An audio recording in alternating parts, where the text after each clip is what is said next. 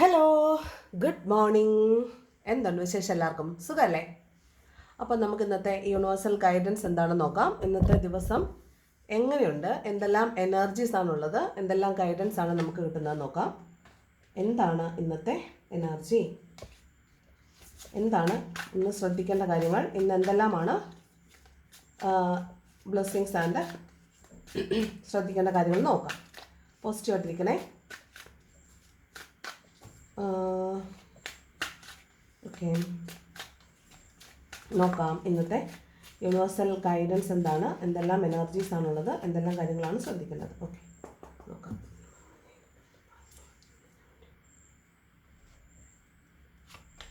First card വന്നിട്ട് temperance ആണ്. അപ്പോൾ നിങ്ങളൊരു ബാലൻസിലേക്ക് വരുന്നു എന്നാണ്. അപ്പോൾ ഒരു ബാലൻസ് ഇല്ലാത്ത അവസ്ഥയിലായിരുന്നിരിക്കും നിങ്ങളുണ്ടായിരുന്നത്, അവിടെ ഒരു ബാലൻസിലേക്ക് വരുന്നു എന്നാണ്. ഇത് നിങ്ങളുടെ ഫിനാൻഷ്യലി ഉള്ള കാര്യമായിരിക്കാം, നിങ്ങളുടെ സ്വഭാവ സവിശേഷതകളിലുള്ള കാര്യമായിരിക്കാം, വരവ് ചെലവ് കണക്കുകളായിരിക്കാം, നിങ്ങളുടെ ലൈഫിൻ്റെ ഒരു ബാലൻസ് ആയിരിക്കാം. ഓക്കെ, ഇതിൽ നിങ്ങൾ വരവിനനുസരിച്ചല്ല ചിലവ് ചെയ്തിരുന്നതെങ്കിൽ നിങ്ങൾ കുറച്ച് കടക്കണിയിലായിരുന്നിരിക്കും. അപ്പോൾ അതൊരു ബാലൻസിലേക്ക് വരുന്നതാവാൻ സാധ്യതയുണ്ട്. പിന്നെ നിങ്ങൾ സംസാരിച്ച് വഴക്കുണ്ടാക്കിക്കൊണ്ടിരിക്കുകയാണ്, അല്ലെങ്കിൽ നിങ്ങൾ കുറച്ച് സംസാരത്തിൽ അതായത് ഒരു നൈട്രോസോഡിൻ്റെ ഒക്കെ എനർജി ഉള്ള ആളാണ്. അതായത് സംസാരിക്കുമ്പോൾ ഈ ടോണൽ വേരിയേഷൻ ഉള്ളത് കൊണ്ട് നമ്മൾ സംസാരിക്കുന്നത് ദേഷ്യപ്പെട്ടാണോ അല്ലയോ എന്ന് മനസ്സിലാവാത്ത ചില മനുഷ്യരുണ്ടാവും. അപ്പോൾ നമ്മൾ സംസാരിക്കുന്ന രീതി കണ്ടിട്ട് വഴക്കുണ്ടാക്കുന്നതാണെന്ന് കരുതിയിട്ട് വഴക്കുണ്ടാക്കാൻ വരുന്ന ആളുകളുണ്ട്.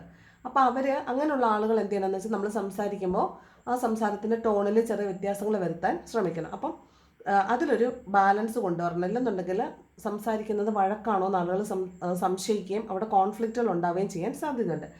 അപ്പോൾ ഓവറായിട്ട് സംസാരിക്കേണ്ട ആവശ്യമില്ല, ടോക്കറ്റീവ് ആവേണ്ട ആവശ്യമില്ല. മിതമായിട്ട് സംസാരിക്കുക, പ്രശ്നങ്ങൾക്ക് പരിഹാരം ഉണ്ടാക്കിക്കൊണ്ട് മുന്നോട്ട് പോയിക്കൊണ്ടിരിക്കുക. അല്ലാതെ കൂടുതൽ പ്രശ്നം ഉണ്ടാക്കേണ്ട ആവശ്യം ഇല്ല. ഓക്കെ, അപ്പോൾ അങ്ങനെ ഒരു കാര്യമുണ്ട്. ദെൻ ഫാമിലി ലൈഫിൽ ഒരു ബാലൻസ് ഇല്ലാത്തവരാണെങ്കിൽ ഇന്ന ദിവസം ആ കോൺഫ്ലിക്റ്റ് ഒക്കെ മാറി ഒരു ബാലൻസിലേക്ക് വരാൻ സാധ്യതയുണ്ട്. അതുപോലെ നിങ്ങൾക്ക് മൊത്തത്തിൽ ലൈഫിൽ ഇപ്പോൾ എന്നെപ്പോലെ ഫിസിക്കൽ ബുദ്ധിമുട്ടൊക്കെ വന്നിട്ട് ഒരു ബാലൻസ് ഇല്ലാതിരിക്കുന്നവരാണെങ്കിൽ അങ്ങനെ ഒരു ബാലൻസിലേക്ക് വരുന്നു എന്നാണ് കാണുന്നത്. അതാണ് ടെമ്പറൻസ്. അതായത് കാം ഡൗൺ ആയിട്ടിരിക്കാൻ പറ്റും, ഫെർട്ടൈൽ ആയിട്ടിരിക്കാൻ പറ്റും, പ്രൊഡക്റ്റീവായിട്ട് കാര്യങ്ങൾ ചെയ്യാൻ പറ്റും, മിക്സപ്പ് ചെയ്യാൻ പറ്റും. അതായത് നമുക്ക് കാര്യങ്ങളെ ഇത് ഒരു കപ്പിൽ നിന്ന് മറ്റൊരു കപ്പിലേക്ക് ഒഴിച്ചിട്ട് ബാലൻസ് ചെയ്യുന്നതാണ്. അപ്പോൾ നമുക്ക് വേണ്ടതിനെയും വേണ്ടാത്തതിനെയും കൂടെ മിക്സ് ചെയ്തൊരു ബാലൻസിലേക്ക് കൊണ്ടുവരാൻ പറ്റുമെന്നാണ് ഇന്നത്തെ ദിവസം പറയുന്നത്. ഓക്കെ, വളരെ പ്രതീക്ഷയോടുകൂടി ഇരിക്കുന്നൊരു ദിവസമാണ് കേട്ടോ, വളരെ ഹാപ്പി ആയിട്ടിരിക്കുന്ന ദിവസം. നന്നായി, വെരി ഗുഡ്, ഫാൻറ്റാസ്റ്റിക്. ഡെവിൾ കാർഡാണ് വന്നിട്ടുള്ളത്. ഇത് നിങ്ങൾക്ക് എന്തിനോടെങ്കിലും ഒബ്സഷൻ അല്ലെങ്കിൽ അഡിക്ഷൻ തോന്നുന്നതാവാം, അല്ലെങ്കിൽ നിങ്ങൾക്കിടയിലേക്ക് നിങ്ങളുടെ സൗര്യ ജീവിതത്തിലേക്ക് ഒരു ഡബിൾ എനർജി വരുന്നതാവാൻ സാധ്യതയുണ്ട്. അതെന്താണെന്ന് നോക്കട്ടെ. എന്തുകൊണ്ടാണ് ഡബിൾ കാർഡ് വന്നിരിക്കുന്നത് നോക്കട്ടെ. എന്തുകൊണ്ടാണ് ഡബിൾ കാർഡ് വന്നിരിക്കുന്നത്? എന്തുകൊണ്ടാണ് ഡബിൾ കാർഡ് വന്നിരിക്കുന്നത്? ഇത് ചിലപ്പോൾ വല്ല അസുഖങ്ങളൊക്കെ ആകാൻ സാധ്യതയുണ്ട് കേട്ടോ. ചിലപ്പോൾ നമ്മുടെ സ്വഭാവത്തിലുള്ള വ്യത്യാസം കൊണ്ട് വരുന്ന വഴക്കുകളാവാം, നമ്മൾ തന്നെ കാരണമായിട്ടുണ്ടാകുന്ന വഴക്കുകളാവാം, അല്ലെങ്കിൽ അസുഖങ്ങളാവാം, നമ്മൾ ശത്രുവിനെ ഉണ്ടാക്കുന്നതാവാം, നമ്മുടെ ശത്രു എൻ്റർ ചെയ്യുന്നതാവാം, അങ്ങനെയൊക്കെ ഉണ്ട് കേട്ടോ. ഒരു ഡബിൾ കാർഡ് എന്ന് പറയുന്നത് നല്ലൊരു കാർഡല്ല. ഫിസിക്കലി നമ്മൾ ഫിറ്റ് അല്ലെങ്കിൽ ഈ ഡബിൾ കാർഡ് വരും.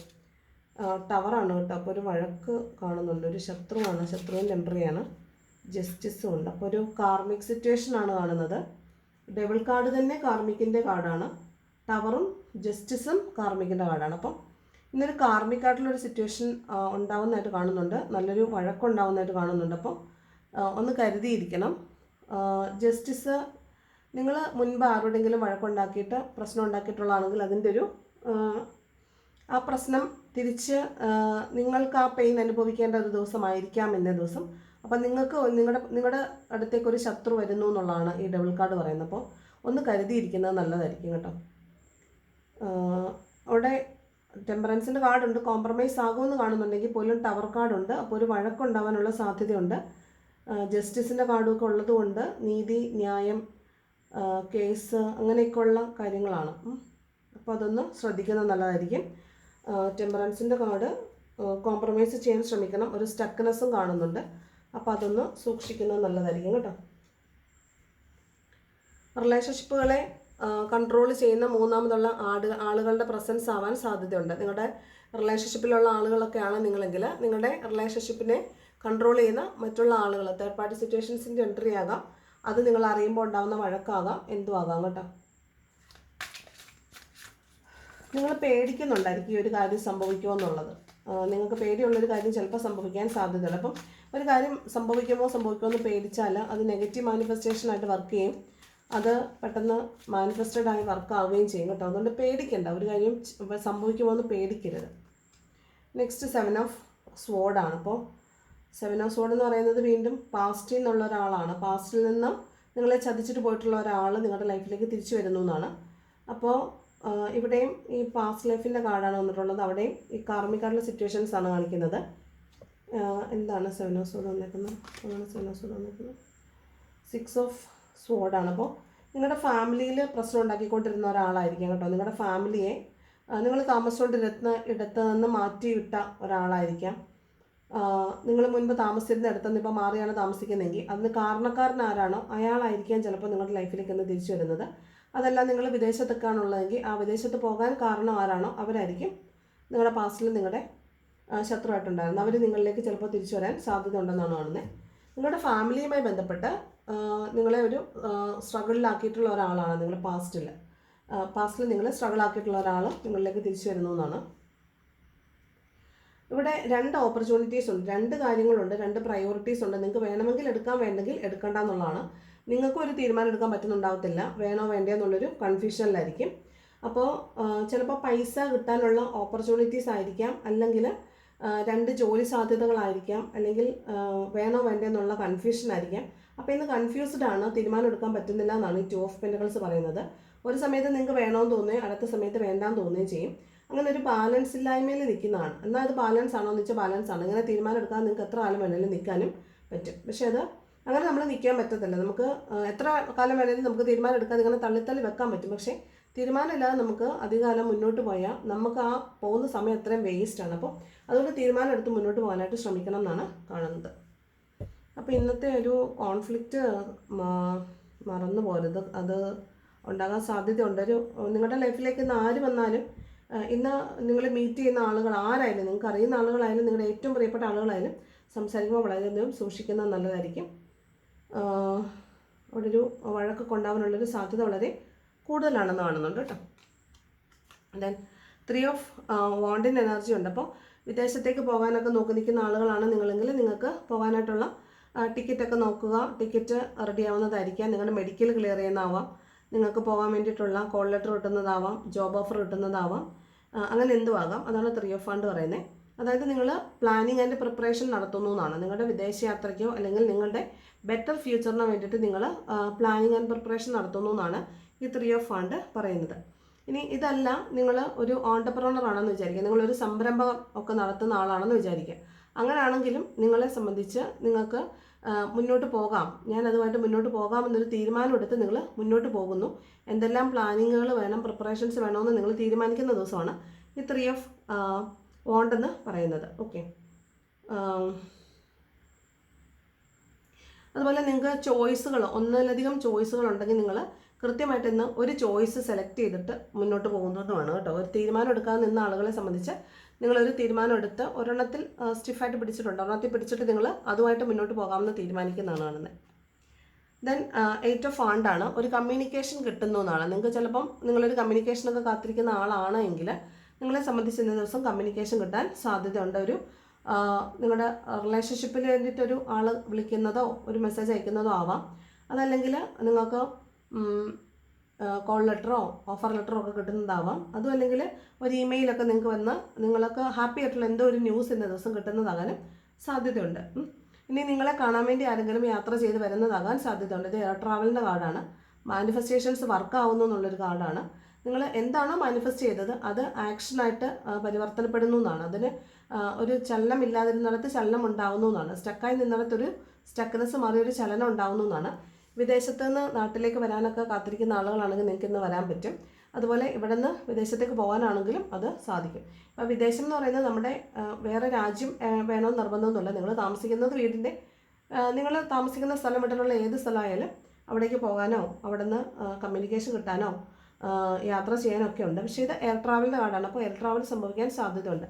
6 ഓഫ് സോർഡും പറയുന്നത് ഒരു യാത്രയുണ്ടെന്നാണ്, അത് കുടുംബത്തോടൊപ്പം യാത്രയുണ്ടെന്നാണ് കാണുന്നത്.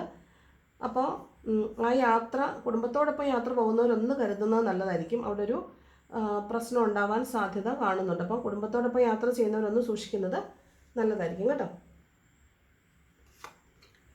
ദെൻ വീണ്ടും ജസ്റ്റിസിൻ്റെ കാർഡ് വന്നിട്ടുണ്ട്. അപ്പോൾ ഇന്ന് എന്തോ ഒരു നീതി നടപ്പിലാവുന്ന ദിവസമാണ്. അപ്പോൾ നിങ്ങൾ നിങ്ങളുടെ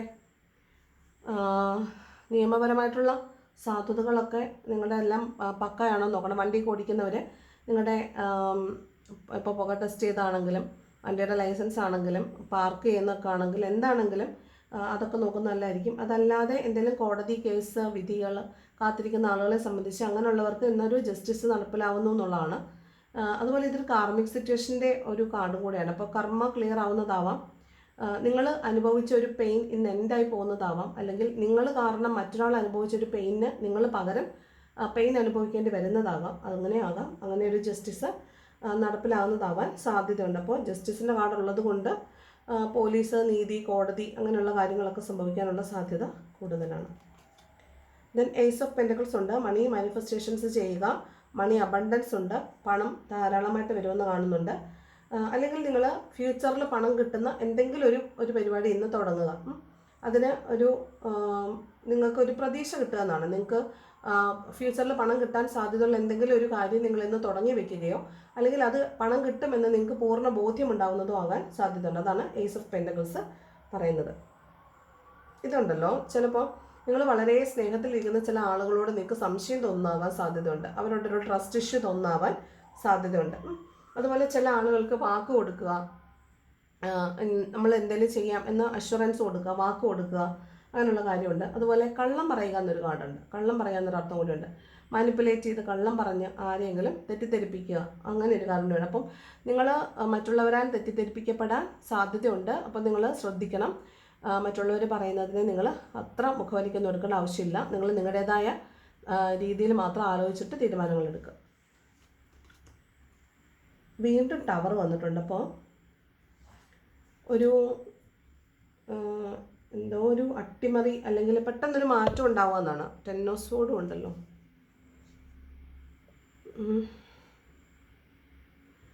അപ്പോൾ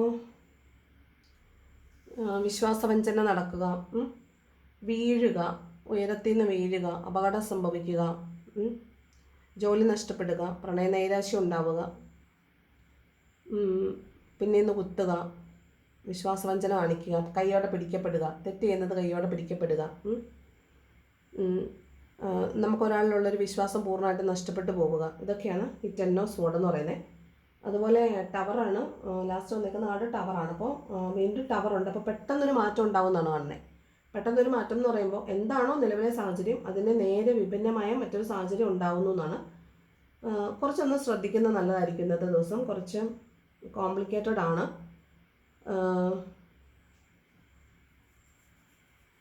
കാരണം കാർമിക് സിറ്റുവേഷൻസിൻ്റെ കാർഡ് ഒരുപാടെണ്ണം വന്നിട്ടുണ്ട്. അത്ര നല്ലൊരു ദിവസമായിട്ട് തോന്നുന്നില്ല. പോസിറ്റീവാണ് തുടങ്ങിയതെങ്കിലും അത്ര പോസിറ്റീവായിട്ട് തോന്നുന്നില്ല. ഇതിനകത്ത് കുറച്ച് കാര്യങ്ങളൊക്കെ കോൺഫ്ലിക്റ്റുകൾ ഉണ്ടാവാൻ സാധ്യതയുള്ളതായിട്ട് കാണുന്നുണ്ട്.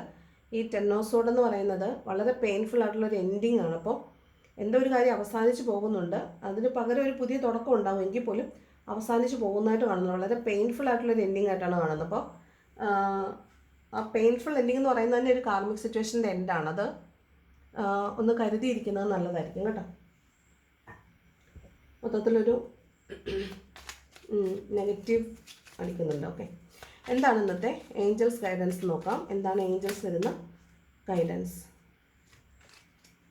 2 കാർഡ് ട്രസ്റ്റും ലുക്ക് ഫോർ എ സൈനുമാണ്. നിങ്ങൾ വിശ്വസിക്കുമെന്നാണ്. നിങ്ങൾ പൂർണ്ണമായിട്ടും യൂണിവേഴ്സിനെ വിശ്വസിക്കുക, ട്രസ്റ്റ് ചെയ്യുക. അതുപോലെ നിങ്ങളൊരു കാര്യം സാധിക്കുമെങ്കിൽ അതിന് സൈൻ കാണിച്ചു തരാൻ യൂണിവേഴ്സിനോട് ഡിമാൻഡ് ചെയ്യുക.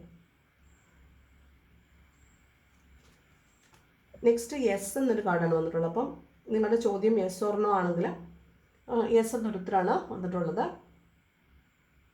അതുപോലെ നിങ്ങൾക്ക് ഇന്ന് ധാരാളം ഓപ്പർച്യൂണിറ്റീസോട് പറഞ്ഞില്ലേ, 2 ഓപ്പർച്യൂണിറ്റി ഉണ്ടെന്ന് പറഞ്ഞില്ലേ, 2 അതിലധികം ഓപ്പർച്യൂണിറ്റീസ് ഒക്കെ വരാൻ സാധ്യതയുണ്ട്. അതിന് വേണ്ട രീതിയിൽ മേക്ക് യൂസ് ചെയ്യുക കേട്ടോ. അപ്പോൾ ഒന്ന് ശ്രദ്ധിച്ച് നിൽക്കണം ഇന്നത്തെ ദിവസം. രാവിലെ വീഡിയോ കാണുന്നവർ പേടിക്കേണ്ട ആവശ്യമില്ല.